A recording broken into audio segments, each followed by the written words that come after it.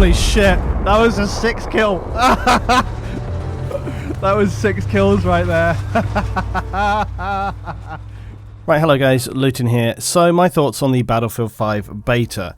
Now, I've had an increasing chorus of people pinging me to get this one done this week, so the short version is, I am surprisingly beginning to genuinely think that this might be the Battlefield game for team play. The one core difference is that unlike BF1 and Hardline, people I know to be proper Battlefield veterans are telling me that this is a game that, having checked out and experienced, they want to play. I probably have about 10 to 15 veteran Battlefield players who are friends of mine, high skill players, and like me value solid team play. So I have this week been asking their opinions, and the consensus has been that they like how this game feels. They like the shift toward team play, and that more than that, they would actually purchase the game. So I asked people on Twitter today who are Battlefield veterans their opinions about the game, and I'll show you that later on today. Probably going to surprise some of you, especially those who think that this game is just Battlefield 1 rehashed. And quite honestly, it surprised me because you know how cynical I can be, and going into the alpha I was still kind of I had a good time, but it was like, we need to see some more.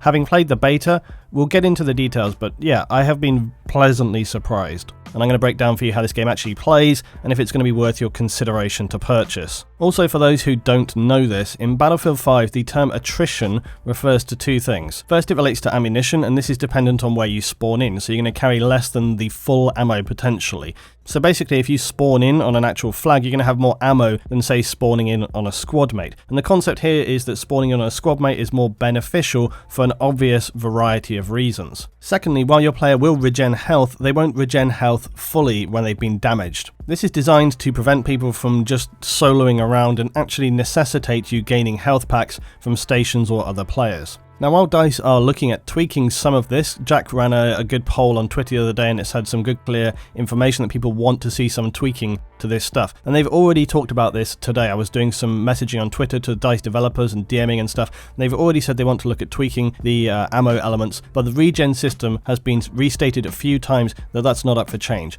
For me, this is a solid positive, both in their attitude of putting their foot down, and also because I think it's finally a real step towards saying, hey, you need to work together and stop running around like a bunch of randoms. But as I say, they are actually looking at including extra ammo for you when you spawn in, because they think that needs a little tweaking. Now, whilst I have enjoyed this game's beta overall, the very first thing that I think is worth saying before anything else is about performance. It's astonishing how different this version is compared to the alpha in terms of performance. It's literally all over the place. It's making me wonder if the game was delayed truly to just tweak things, or whether this was a critical delay to ensure the game is actually playable on release. We know how the BF4 release was, if you remember that, and this game right now is feeling even potentially worse than that. Now, I feel pretty sure, just through my own intuition and also some conversations that I've had with DICE devs, that this is just a version with this beta build. There's also been talk about this CPU bottlenecking issue, and either way, it's just not giving the best impression. Also, a poll which I ran, which obviously doesn't show a huge picture, but it does show 1,000 people, and that they're having about 60% of people suffering some kind of player performance issues, and other producers that I spoke with said the performance in the beta has actually been disappointing. Overall, with my cross-section of the community, this is clearly not something that's just isolated for myself. The frames are all over the place right now, and a lot is going on around you. Things can really bottom out and become very stuttery, players rubber banding. I've also had some really obscure texture pop in on structures in some maps. The worst issue though is CPU usage. I've been periodically having the game hit my CPU right up to 98%. I'm running an i7-6700K, currently have a GTX 1070 in there as well. I was playing on ultra settings with a field of view of 88. Now, I was also running OBS, which was taking about 10 to 15% of CPU, but it's worth remembering I ran this through both the alphas. There was never an issue, and as I say, multiple other people who have got good system specs having the same issue, but probably about as many people without.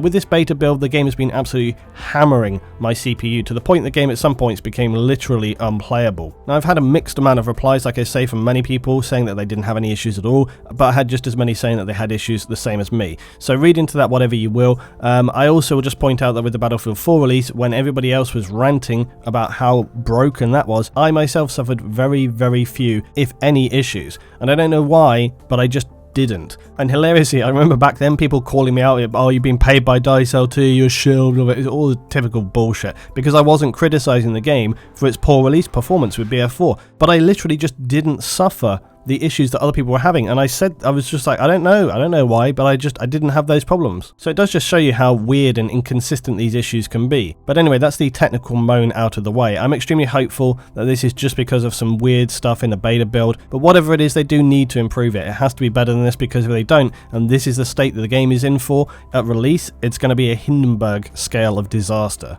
So let's get into some other stuff about the game. So firstly, just because I am greatly amused by it, I want to throw out there planes and aircraft. They are a hilarious waste of time. 99% of all rounds I played, I didn't even know they were there. Never saw them do anything of use. I have so far through the entire alpha and beta only died one time because of an aircraft flying overhead. So why are planes actually in the game? In the past, aircraft used to actually serve some kind of function and role, but now they're just like a mini game happening simultaneously within the core game, an amazing and just comedic waste of time. They could literally be just some background AI totally disconnected from the battlefield, just doing whatever it is they do. So very funny, and happy for pilots to just do whatever the fuck it is they're doing up there, because God knows it's got nothing to do with what's going on the ground. Another thing I want to highlight is a point that I've made and will continue to make again and again, which is that when you look at the final scoreboard, you still see all too regularly the top 30% of the players controlling 75% of the score. This itself should tell you more about the state of the community than anything else. This was almost every single round I ever played in Battlefield 1, in nearly all of them. And now here in Battlefield 5, it's there again, it's where the Battlefield community is at. What I'm seeing often is that at least 50% of any rounds played, players are barely registering. Like, they literally seem to be doing nothing. I've got no real comment to make on this beyond the fact that it's just incredibly depressing to see this. However, it's not all doom and gloom, because I think that from what I've seen and heard from players, this trend may change over time now that people do have to support, work together, push a bit harder into the game. Time's going to tell, but it'll be interesting to see if this regular imbalance in round contribution changes. However, I do still find it just absolutely baffling how half your team can essentially just not be doing anything. I just simply can't understand what it is they're doing. Now, I already talked about performance, so I'm actually just going to put a fairly big pin in that and talk about the gameplay, because whilst there have been performance issues, a lot of the time that I played was definitely bearable. I mean, frames were not where they need to be, but it was copable enough that I actually didn't find myself getting overtly frustrated by it.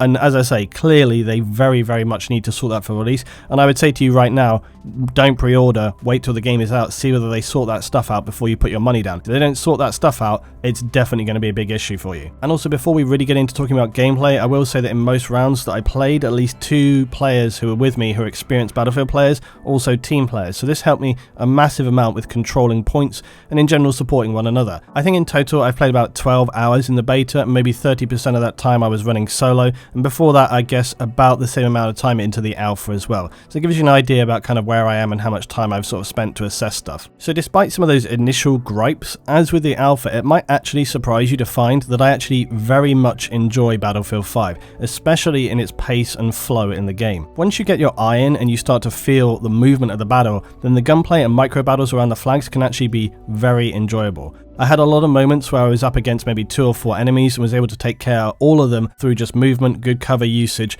and predicting how they were going to react. Running between flags, capping points was all par for the course. In general, the engagement of weapons, it felt very intuitive, it didn't feel flimsy or thin, and that might not be the best analogy for you to understand, but in the past some FPS to me felt just not very tangible, not something that you really felt connected with. And Battlefield always feels very connective. It connects you to the weapon and what you're doing. It feels kind of grounded and, yeah, immersive. And I felt that here, I really felt that. I continue to enjoy the attrition element and the way in which you have to make decisions about your health and your ammo, and I've started to see people ranting about this, and from what I've seen and engaged with DICE developers, they're standing firm. They don't have any plans to change this significantly. They will make some tweaks. They're talking about potentially allowing people to begin with, say, 1 more magazine and maybe a small med pack carrying. Also possibly some tweaks to ammo and health stations occurring initially on adjacent flags. So for example, on Conquest, A and E for each opposing team. Any ammo or health stations on the other flags would have to be constructed by players. Now, the reason that DICE are not buckling when it comes to people trying to suggest that this whole concept of attrition is a bad idea are, in my opinion, twofold. First is that this is what they want the game to be. They want the game to play differently than it has done before, because they finally have decided that they needed to make some concrete changes to the mechanics, as I have been saying for about 5 years. They finally built this game to encourage through active mechanics and people working together and not just KD whoring. And there's a lot to be said for that kind of tenacity. Also that, for example, when it comes to ticket bleed and on full cap ticket bleed, they're actually using values from Battlefield 2. The fact that they've changed up snipers so that only headshots are now one-hit kill, or that anyone in your squad can now revive people in their own squad regardless if you're a medic. It all speaks to them having a very clear, defined concept for what they want to see happen in this game, and they're not going to compromise that. The second reason is that Attrition is a comprehensively fantastic system. It dictates that you are required to make other choices on the fly beyond just kill, kill, kill, kill. It certainly gives me a warm, fuzzy feeling to see those people who are whining about the extreme hardships in game, having to think about health and ammo. No doubt those people being the ones who enjoyed racking up those hefty end of round KDs but doing little else. Now players have actually got to think beyond hunting targets constantly. It's no bad thing. And of course, health and ammo acquisition was never, super easy in terms of having to get that off of other players. But let's be real, you often had plenty of ammo to start out with, and having health regen meant that you could just jump around a corner, regen your health, and you're good to go. So Attrition adds an extra element that you have to incorporate into your routes between flags. The addition of the ammo and medic stations also means we are now not reliant on totally unaware support and medic players. Carrying these small med kits to use when you need is a great mechanic, but make no mistake, the emphasis in the game here is on team play. DICE want people to work together, and they are implementing mechanics that push you to do this. Now the familiar cry that I have been seeing is, what about the solo players? Why are you punishing them? Well look, I played solo almost entirely through the alpha and a good percentage of the beta so far. It's seriously not that bad. You can manage and you can do just fine. But are you going to be a one-man army? If you are, you're going to have to be genuinely at the top of your game and not just coasting on some easy mode mechanics. I guess a good analogy for thinking about it was that with Battlefield 1 solo, running around solo in BF1, it was like bowling with those inflatable lane cushions down the side. You know, the ones that you have out for children's parties when their balls are going in the gutter constantly? Well, Battlefield 5 has taken those things away. They've taken the training wheels off, and now if you want to go solo, you're going to have to really think about what you're doing. If you're expecting me to shed a tear for anybody who wants to be just running around solo with all the survivability of those who work together, it's just not going to happen. This is the Battlefield that I've wanted for a long time, and I greatly look forward to playing this with switched on, experienced Battlefield players in my squad who are going to support each other and team play hard all the way. Let's briefly mention tanks. Again, as with the alpha, they felt balanced-ish. They're a threat sometimes when they're present, but most of the time you can just evade and run away from them, or as I regularly found, just run around them and throw some explosives all over them for some easy kills. They definitely didn't feel over-dominating and certainly not super easy to just rack up a kill streak with, so good times on that as well. With the fortifications on Narvik, they always felt kind of pointless because it's a big snowy open map. It doesn't really benefit very much from them. So it was good to actually have Rotterdam to counterbalance that, because in an urban environment, they definitely play a stronger role. Some capture points can be really heavily constructed upon. It actually surprised me just how much. But these can be destroyed by explosives as well pretty easily. But it's still worth building them in, because on high intensity points, if you want to defend, they can actually be very useful in terms of just blocking people coming in, or it does give you a heads up on where the enemy is trying to break in, you know. The weapons overall felt more individual. Learning them is really a thing here, learning the spread and general control. When I was switching between the STG and then the M1A1, it took me a little while to acclimatise, but once I had, you could use them in very specifically different ways in terms of controlling and engaging. I've seen a lot of people saying that the STG is OP, it's the only gun to use. Look, don't be stupid, alright? You can't say that at this point until all the other weapons are in. And besides, I was using the STG, the Gewehr, the M1A1, and did equally well with all of them. It just depends on how you approach using them. But if you only like to play one way and that way suits the STG, yeah, you're going to do better with that than you are with the others. But if you're adaptable and you actually understand that you need to, switch up your playstyle to vary between the weapons, there's not a big difference. It seems as well that the medic classes are now using SMGs, not the rifles as they had in the alpha, and apparently this is a deliberate change, but open to some tweaking, so it's possible that medics are going to get something else in there. But personally, I'm not too sure about this, but it's one of those things. I mean, you want to have some flexibility in your classes. I don't think that classes should be restricted to just having, say, close range or long range weapons. But, of course, I mean, you think back to BF4, and of course, even with the recon class, they didn't always have to have just a sniper rifle.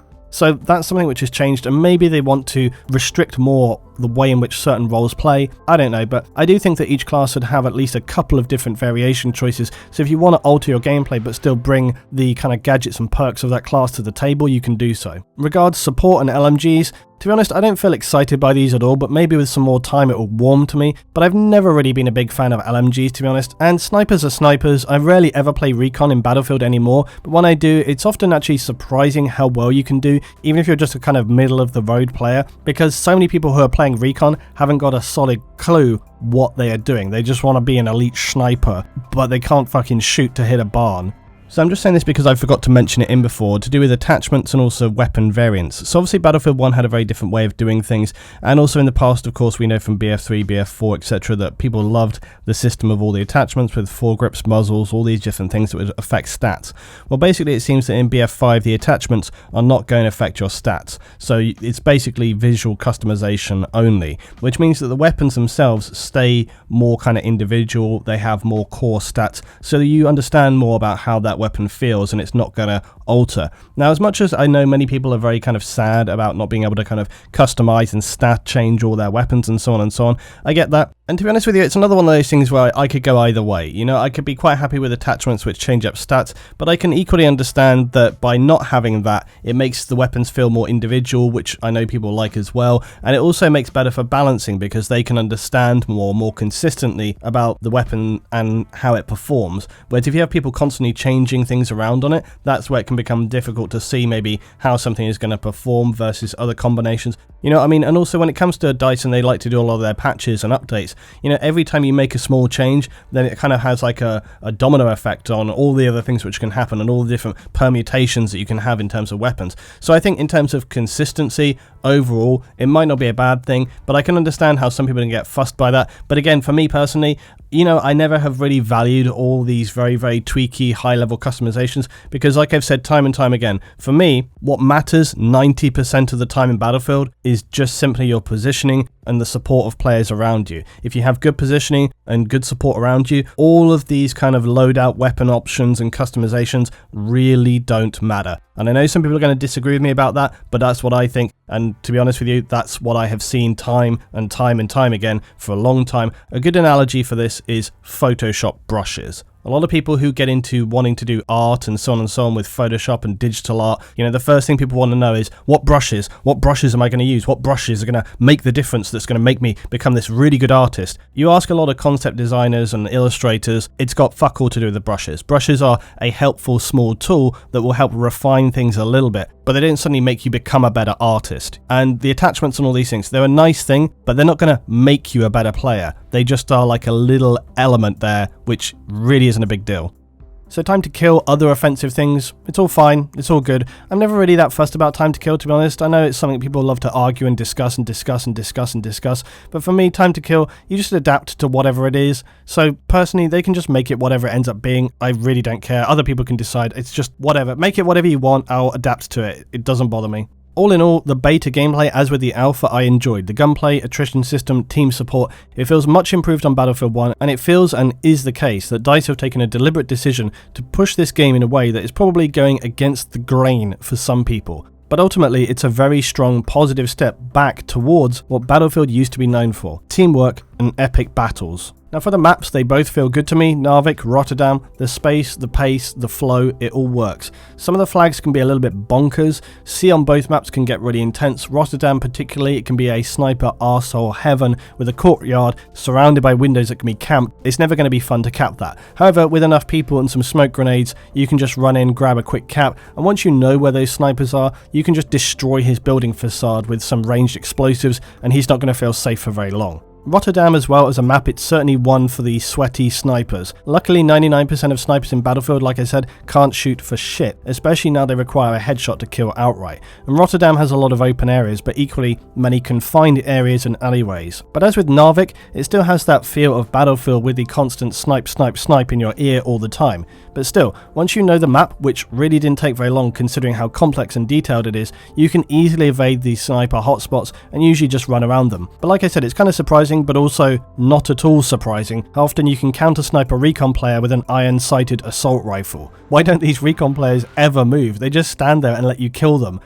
It's baffling, but anyway, that's still a thing, it's still kind of funny. But the Rotterdam map, it has a lot going on visually, a lot. I often felt not just the architecture but also the light was really overloading my eyes. This is going to be something you guys give me shit about, and that's fine, but ever since Star Wars Battlefront and BF1, the graphics for me have almost been too much. It's like some of the streets in this, they've got all this fragmented light all over the floor, and it shines through the trees and tons of shadows all over the place, and it can just be visually a lot to process. And it kind of reminds me of the Jurassic Park Jeff Goldblum, where he's like, you were rushing so hard to see if you could, you didn't stop to think if you should. Kind of feels like that with the graphics in Battlefield now, and in fact all kind of DICE games. It's so complex and so overwhelming visually that you often can't discern where the players are, and it actually starts to negatively impact the mechanics. And I just think that these things would be a lot better off if they just dialed it back a little bit. Just dial it back a little. You know, I see all these things on Twitter of people taking these astonishing screenshots, and we have the whole amazing thing of ray tracing. I have to say, I kind of laughed out loud a little bit when they got into all the ray tracing stuff, and they were showing like all the fire in the guy's eye and all this detail and the, you know, the reflections in the eye of a guy. And I was like, oh yeah, that's definitely going to happen in game, isn't it? That's one. You know, you're running around in Battlefield, fucking buildings blowing up all over the place, you know, planes crashing into the ground. But yeah, check out that guy. Look at the reflections in that guy's eye. Fuck me. Please. So like I say, you couple that with it still being pretty hard to actually see your enemies sometimes, and it can be just a pain in the ass, frankly. For me, a good game should always be primarily about solid and engaging mechanics, and visuals second. For a long time now in Battlefield, those things seem to have been flipped in terms of priority. So what's my answer to this? Surely you don't want worse graphics, LT. You can never have too good graphics. Well, actually, yeah, I think you can. You can have too much of a good thing. And I think when you're playing a game that's primarily about battling others, the graphics shouldn't be so over-complex that they actually end up inhibiting the gameplay, even a small amount. And let's talk about spotting directly related to that. There's not much to say, as with the other changes. The training wheels are off the bike, and you actually have to use your eyes. And I know this is probably a scary concept for some Battlefield players, but yeah, you actually now have to look for your targets. As with the other changes, it's a good thing. If you have any experience in FPS at all, then this shouldn't be a big deal. But sometimes it can be a bit annoying sometimes trying to figure out where an enemy is, and you think, you know, is that guy back there?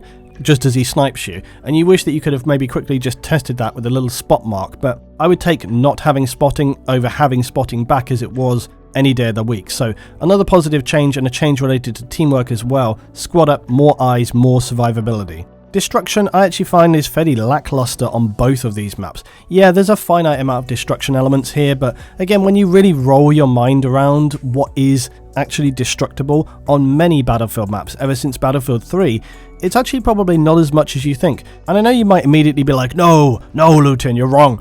Am I though? Really?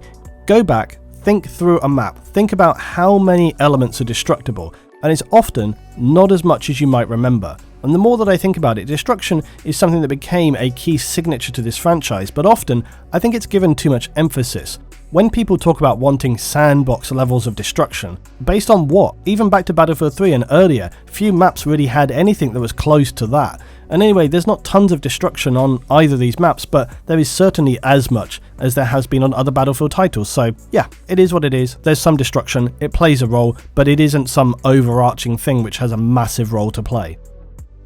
A minor mention, just for the sake of saying, I discovered multiple instances of invisible surfaces that should have been very easily usable for firing through. I've already passed these on to DICE and have been told that they're now on the list to be resolved. We had some fog roll in as well on one of my plays, which was quite nice, although not so nice for frames. Those environmental changes, they can definitely alter the course of a battle, because again, they inhibit snipers and range combat. I also had multiple instances where the map literally grabbed hold of me and made me its bitch, which wasn't very fun. Either being assaulted by a wall and pulled into it, or being just stuck on the random objects that seem to punctuate all maps now. One thing that's been mentioned by others is that assignments and also some elements of weapon setup can only be done through the main menu. It's kind of clunky when you really want to be able to do them in game. Now I have it again on word from DICE that it is their goal to bring all of these things into the game, so you can be in game and tweak and adjust and change the things as you want. The aesthetic customizations are detailed and very nice. Believe it or not, this is actually something that I do enjoy. It's just that I don't often mention things like this because it's way down my list of priorities. But who doesn't enjoy your guns and other things looking sexy as hell? So yeah, it's a good thing they're nice.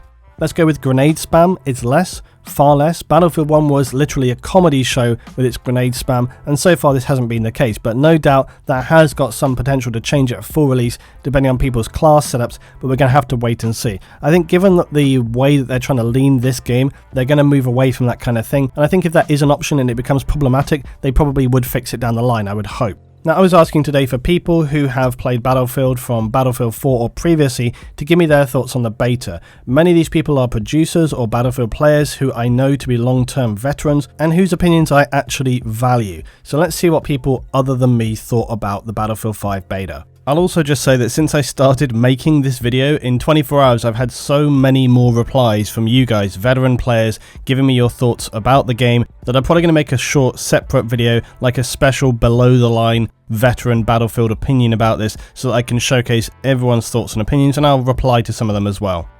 Supra, who I have played with for a long time, very high skill player, big Battlefield player, he says it's got potential. The revive adjustments will mature, I think. Players will learn sound cues hopefully in revive. The ammo adjustments I'm unsure about, perhaps just some small adjustments. Class balances are on point. Played 8 hours so far, I'm going to buy it. LB says, as far as I can tell, it's better than Battlefield 1 in almost every way. Class balances make sense, unlike in 3 and 4. What? Map design feels pretty good, hard to tell after a couple of days. Team play changes work. Gunplay is solid, I actually want to get back to play it, so it can only be a good sign. Wedge says, playing Battlefield since Battlefield 1942, only skipped Bad Company 1 and Hardline. Apart from technical issues, it's not bad at all. Less grenade spam, explosives, and more focus on team play makes, in some respects, better than Battlefield 4. Quite a big thing to say. Still a lot to improve. Jack says, if you really love Battlefield 1, you're going to really hate Battlefield 5. 200 Gamers, that's Tommy, says, rough around the edges, but still a tasty pie, except the customization Armory Company screens, that's a foul, rotten pineapple pizza. Bongi as well, 200 Gamers, says, gunplay's great, attrition is great, physics bugs great, tanks and planes wank, Panzerfaust is OP, support viable, finally, fortifications actually make a difference, aka great. Danger Cow says, a welcome return to having to think about how you engage, supported by gameplay and environment. Han says, I enjoy BF1 and really enjoying BF5. The gunplay is amazing, I like the low ammo as it forces players to adapt and it also hurts campers, which I love. Caius, I've been playing Caius for a long time now, a long time in Battlefield, very high skill player. Says, I like it so far, a lot more people go for the objective, having the ammo and HP there sure does help, incentivize people there, and that your squad can revive you with any class. Feels like one of their top priorities was team play, and in my view, they did a good job on that part, so very good there. Okay, so that's the feedback from the guys that I know and people that I've played with on a regular basis, or as I say, other producers. Now let's look at some veteran Battlefield players and just what their opinions are. So Digital says it's the devs battling against a community that forgot about Battlefield's core values over the years, and it's great to see DICE taking the risk of losing players by actively forcing them to team play with the new mechanics. Also, gunplay's good, no nade spam's good, class variety good, attrition good. Martian says, playing since Battlefield 2, Battlefield 5 has made me fall in love with the franchise again. Because of this giant shift in gameplay for the first time in 8 years, teamwork and squad play has never felt so rewarding as in the recent Battlefield titles as it does in Battlefield 5. Bugs aside, this is great potential. Dixit says, my summary, I love the gameplay and slower methodical gameplay, hate all the extra animations including sprinting, which makes the whole screen shake a little. With UI UX it's way too complicated, some basic features are missing or don't work, squad joining is also a mess.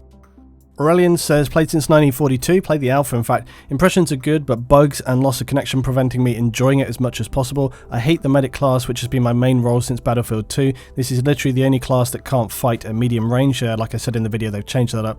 Leonix says, only Battlefield I haven't played is Battlefield 2 and Hardline. I feel like BF5 is going in a good direction, but it fears that with everything else, they're still trying to work it out, and so it could still easily slip everything else out of balance. That's a good point to make.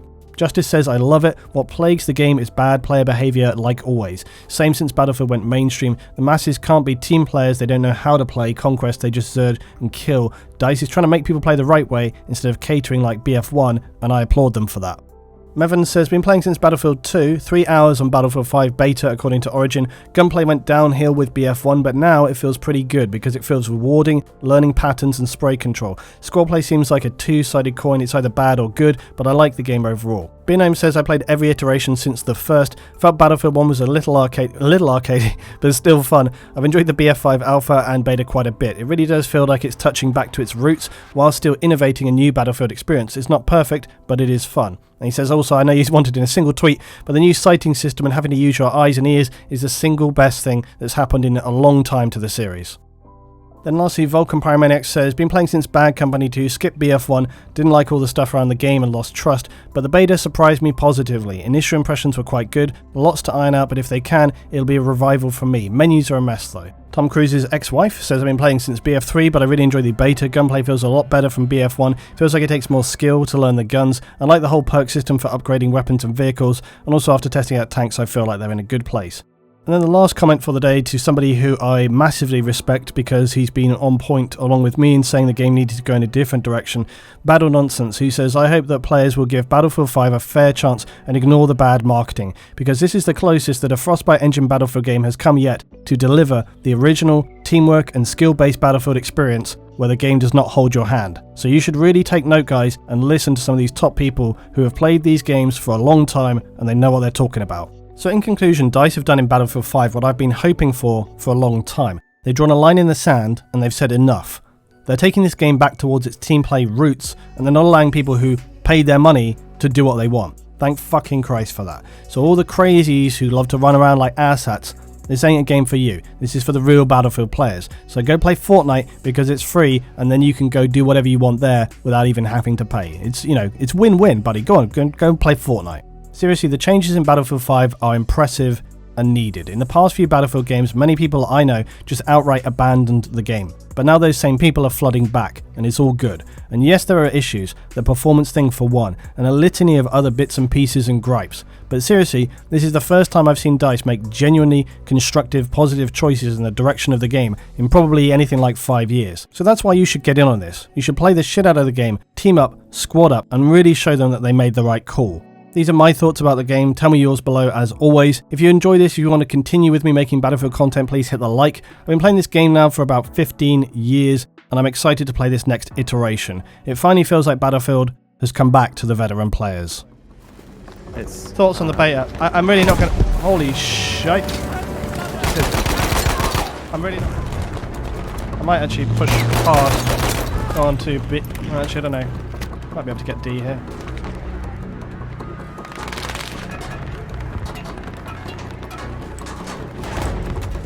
Bunch of arsehole snipers up on the top here. Oh, we're capping it. Oh no, we're not capping it.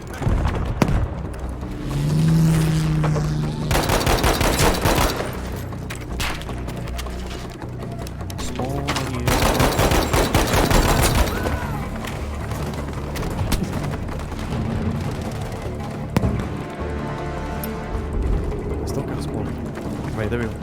Yeah, there was a lot going on. Oh shit, behind us.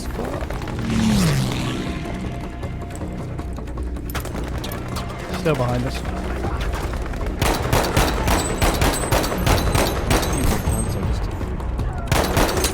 Oh my god! Last two rounds on that guy right there.